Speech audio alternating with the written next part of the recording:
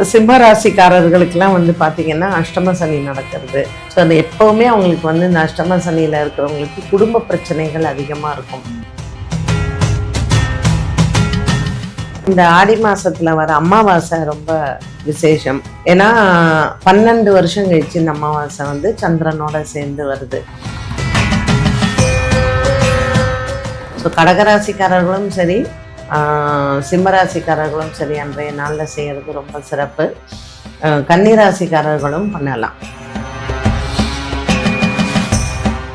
நீங்கள் மகாபலிபுரத்தில் திருக்கடல் மல்லைன்னு அது திவ்ய தேசம் பெருமாள் உடைய கோவில். சென்னையில் வந்து பார்த்தீங்கன்னா கடலை பார்த்த மாதிரி இருக்கிறதே கபாலீஸ்வரர் இருக்காரு, பார்த்த சாரதி பெருமாள் இருக்காரு. அது நீங்கள் திருவொற்றியூர் போகலாம். திருவொற்றியூர் கோயில் வந்து அது அந்த வைப்ரேஷனே வந்து எல்லா சன்னதியிலையுமே ஒரு மன அமைதி கிடைக்கும். ஆடி மாசத்துல நான் சொன்ன மாதிரி எல்லா அம்மனுக்குமே வந்து ரொம்ப சிறப்பு. குறிப்பிட்டு எந்தெந்த அம்மன் கோயில்களுக்கு அடிக்கடி இந்த ஆடி மாசத்துல போயிட்டு வர்றது இன்னும் ரொம்ப சக்தி வாய்ந்ததா இருக்கும். வந்து நீங்கள் உறையூர் வெக்காளி அம்மன் கோயில் போயிருந்தீங்கன்னா பார்க்கலாம். அந்த அம்மனுக்கு வந்து கூரை கிடையாது, வெட்ட வெளியில தான் இருப்பாங்க. காலையில் நீங்கள் ஒரு 7 மணிக்கு போய் அந்த அம்மனை பாருங்களேன், முகம் சாந்தமாக இருக்கும். நம்ம திருவேற்காடு அம்மன் போய் பாருங்களேன், கருமாரிக்கு வந்து அது உருமாறிக்கிட்டே இருக்கும் அந்த அம்மன். நீங்கள் வந்து ஒரு அபிஷேகம் பண்ணுறதுக்கு முன்னாடி பார்த்தீங்கன்னா அந்த முகத்தில் ஒரு மாதிரி இருக்கும்.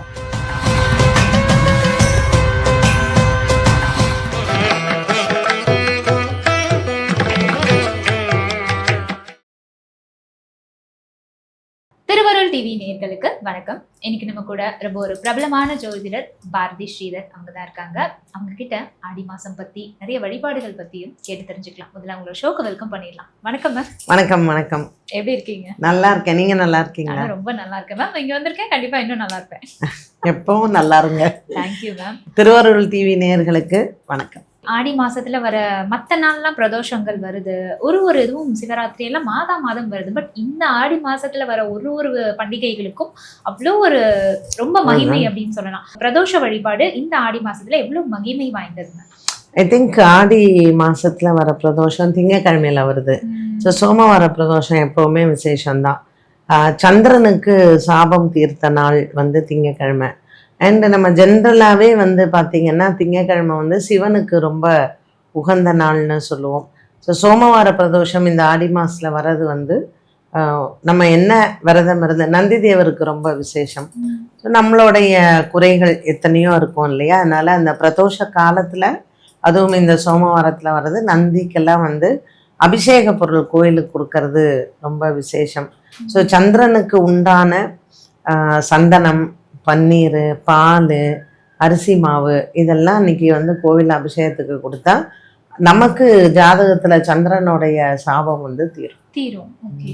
ஸோ அந்த மாதிரி எந்த ராசிக்காரர்கள் இந்த ஆடி மாசத்துல வந்து சில வழிபாடுகள் எல்லாம் பண்ணா அவங்களுக்கு ரொம்ப அதிர்ஷ்டம் அடிக்கும்? அதிர்ஷ்டம்னு பெருசா யாரு, அதாவது ஆடி மாசத்துல 12 ராசிக்காராலுமே போய் பண்ணலாம்.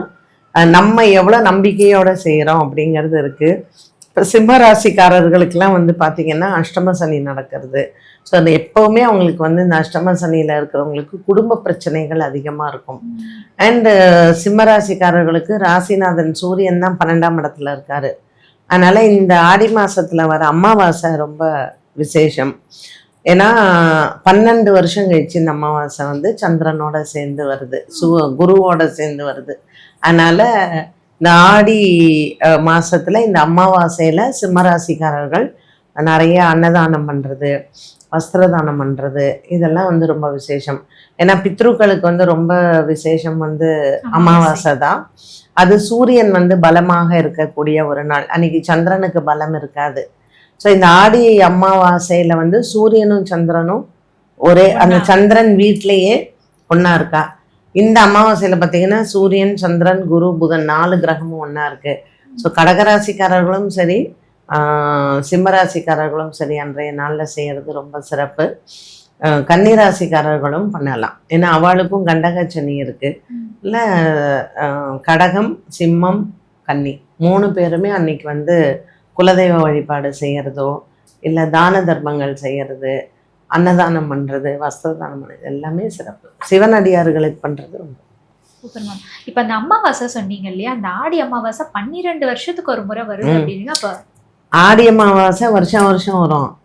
இந்த வருஷம் வர அமாவாசை குரு கூட இருக்காரு, 12 வருஷம் கழிச்சு வருது. அப்ப அது எந்த மாதிரி வழிபாடு பித்ருக்களுக்கு அன்னைக்கு பண்ணலாமா நம்ம? ஆமா, இத நீங்க எப்பவும் பண்ற வழிபாடு தான். அமாவாசைக்கு என்னன்னா நீர்நிலைகள்ல எப்பவும் வந்து பாத்தீங்கன்னா ஆடி அமாவாசை வந்து கடல் பக்கத்துல போய் பண்ணுவா.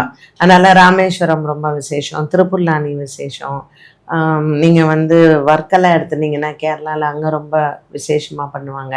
ஸோ கடல் பக்கத்துல போய் அமர்ந்து அங்க அந்த தர்ப்பணம் பண்றது, பித்ருக்கள் காரியம் பண்றது ஆடி அமாவாசைக்கு ரொம்ப சிறப்பு. இந்த வருஷம் குருவும் கூட இருக்காரு, புதனும் கூட இருக்காரு, அதனால ரொம்பவுமே சிறப்பு. அதாவதுமா கிரகங்கள் எவ்வளோ பலமா இருக்கா அப்படிங்கிறது தான். ஸோ நமக்கு ஒரு ராசி பலன் அப்படிங்கிறத விட இந்த ஆடி அமாவாசை வந்து பார்த்தீங்கன்னா சூரிய கிரகணமும் வருது. ஆனால் இந்த கிரகணம் நமக்கு தெரியாது.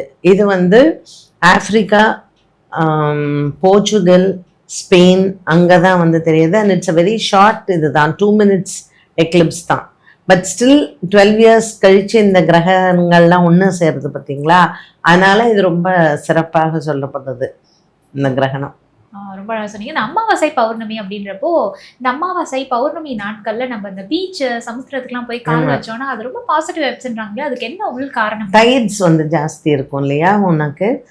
எப்பவுமே அமாவாசையிலையும் சரி பௌர்ணமியும் சரி, அமாவாசை அன்னைக்கு சூரியனுக்கு பலம் அதிகம், பௌர்ணமி அன்னைக்கு சந்திரனுக்கு பலம் அதிகம். ஸோ அமாவாசையில வந்து சூரியனும் சந்திரனும் நேர்கோட்டில் இருப்பா, பௌர்ணமியில வந்து சப்தமத்தில் இருப்பா. அப்போ அன்றைய நாள்ல உங்களுக்கு எல்லாமே ஜாஸ்தி தான். கிராவிடேஷனல் ஃபோர்ஸ் ஜாஸ்தி இருக்கும், டைட்ஸ் வந்து ஜாஸ்தி இருக்கும்.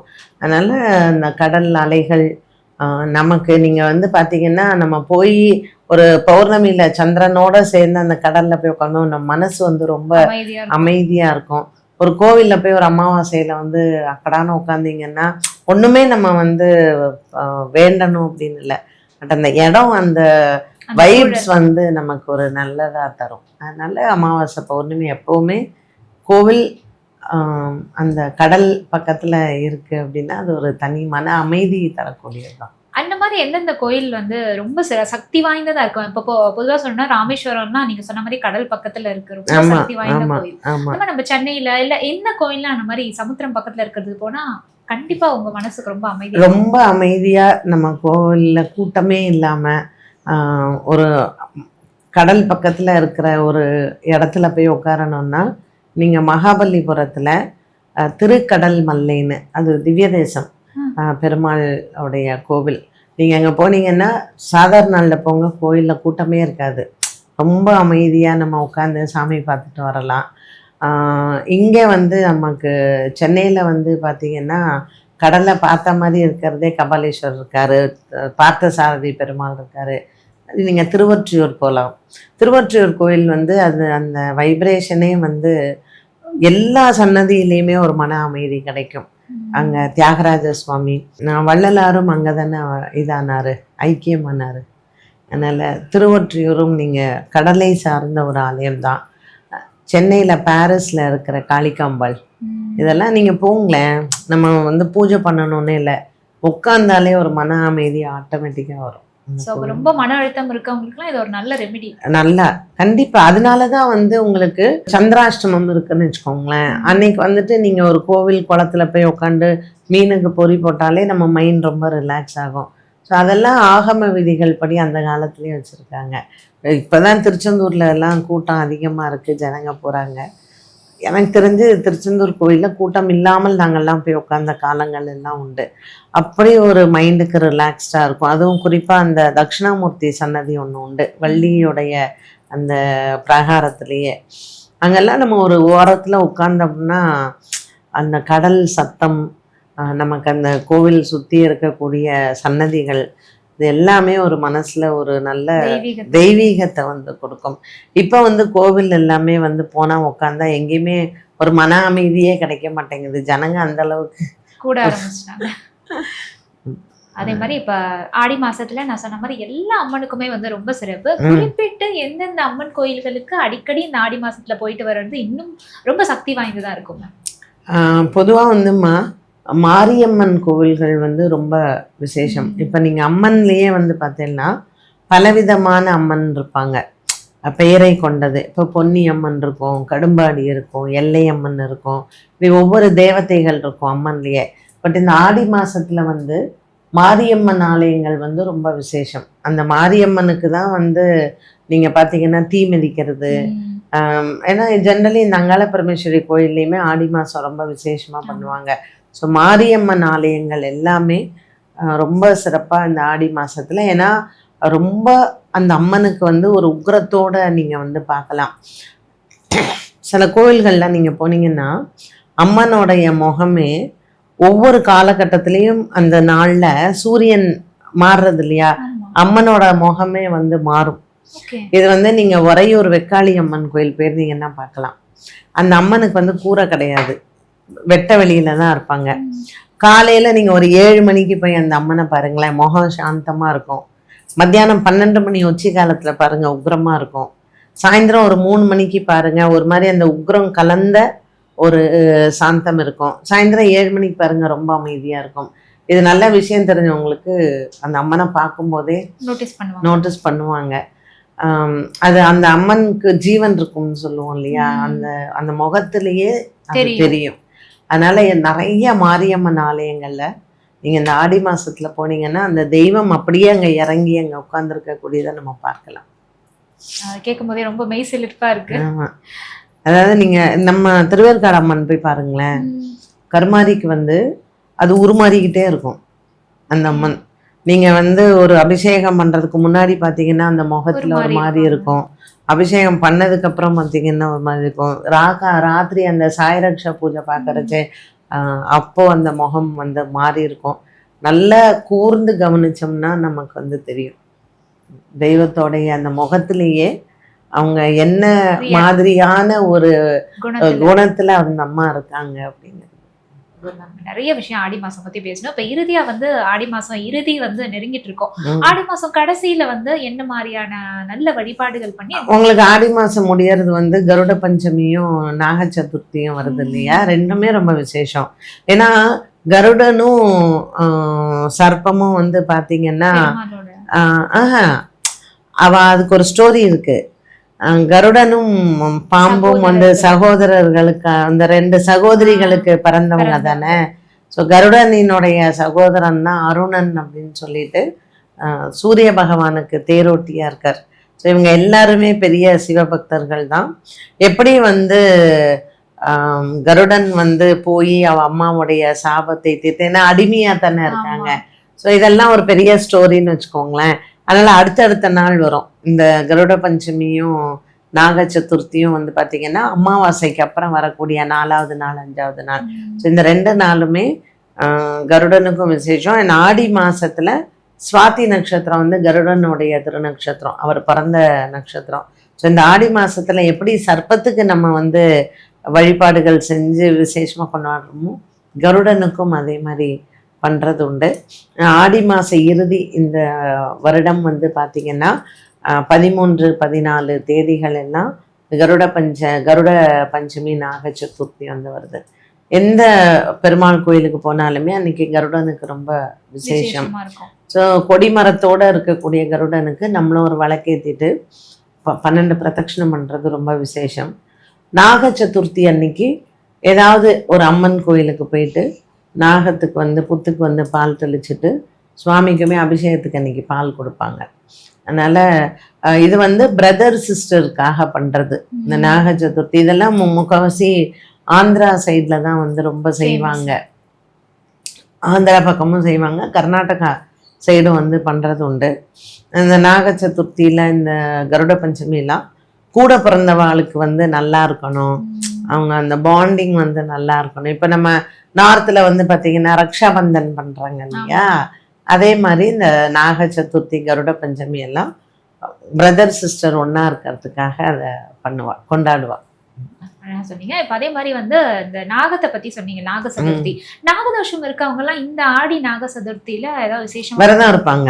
விரதம்? காலையில இருந்து ஈவினிங் வரைக்கும் சாப்பிடாம இருந்துட்டு கோயில்ல போயிட்டு இந்த இருதலை நாகம்லாம் இந்த இது பிரதிஷ்டை பண்ணியிருக்க பத்தியெல்லாம் அதுக்கு விளக்கேத்துவா, மஞ்சள் குங்குமம் எல்லாம் இட்டு அதுக்கு ஏதாவது ஒரு வாழைப்பழ நைவேத்தியம் எல்லாம் பண்ணிட்டு சாயங்காலம் வரைக்கும் சாப்பிடாம இருப்பாங்க, உபவாசம் இருந்து சர்ப்பத்துக்காக.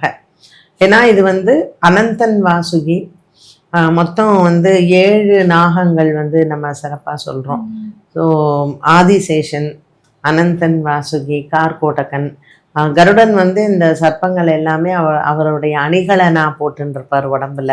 அதனால இந்த நாகங்களுக்கெல்லாம் நம்ம வந்து ஒரு வணக்கம் சொல்றதாகும். இந்த பூமியவே வந்து ஆதிசேஷன் தான் தாங்கிட்டு இருக்கு இல்லையா? அதனால அனந்தன் வாசுகி, ஆதிசேஷன், காரக்கோட்டகன் இவாளை மனசுல நினச்சிட்டு எப்பவும் நம்ம நல்லா இருக்கணும் அப்படிங்கிறதுக்காக அவங்களுக்கு ஒரு வணக்கம் சொன்னேன். ஏன்னா ஆதிசேஷன் வந்து பெருமாளுக்கு படுக்கையா இருக்காரு, வாசுகி வந்து சிவபெருமானுக்கு ஆபரணமா இருக்காரு. அதனால இவங்களுக்கு எல்லாம் ஒரு வணக்கம் தெரிவிக்கும் வகையில இந்த கருட பஞ்சமி, இந்த நாக சதுர்த்தி வந்து கொண்டாடுவாங்க. ஓகேவா. வேற என்ன சிறப்புகள் இப்ப வரும் நாட்கள்ல இந்த ஆடி மாசத்துல இன்னும் என்ன சிறப்புகள்லாம் இருக்கு? இதெல்லாம் மிஸ் பண்ணாம சுமங்கலி, இப்ப சுமங்கலிக்கு தானம் பரதா இருக்கட்டும், ஒரு ஆடி பூரம் பண்ணலாம். அதுதான் நமக்கு 5ஆம் வாரம் வருது, ஆகஸ்ட் 14th ஆடிப்பூரம் வருது. ஸோ கோவிலுக்கு வளையல் கொடுக்கறது, அங்கே போயிட்டு அந்த வளையல் வாங்கிட்டு வந்து நம்மளும் சுமங்கலிங்களுக்கு எல்லாம் கொடுக்கறது. இது ஆண்டாளுக்குமே ரொம்ப விசேஷம். ஸோ கல்யாணம் ஆகாதவா எல்லாம் ஆண்டாள் சன்னதியில் போய் வாரணம் ஆயிரம் படிக்கலாம். ஆண்டாள் சன்னதியில் மாலை வாங்கி சாத்திட்டு ஆண்டாளுக்கு புடவை, ப்ளவுஸ் பிட் எல்லாம் கொடுத்து நீங்கள் சுமங்கலி கொடுத்தாலும் உங்கள் வீட்டில் கல்யாணம் வரும். ஸோ திருமண தடை இந்த மாதிரியான விஷயங்களுக்கெல்லாம் ஆண்டாளும் விசேஷம், அம்மனும் விசேஷம். ஓகேவா. ரொம்ப அழகா இந்த ஆடி மாச பெருமைகளும் பூஜைகளும் பத்தி நிறைய விஷயம் எங்களுக்காக உங்களுடைய நேரத்தை செலவு பண்ணி சொல்லியிருக்கீங்க. ரொம்ப நன்றி. நன்றிம்மா.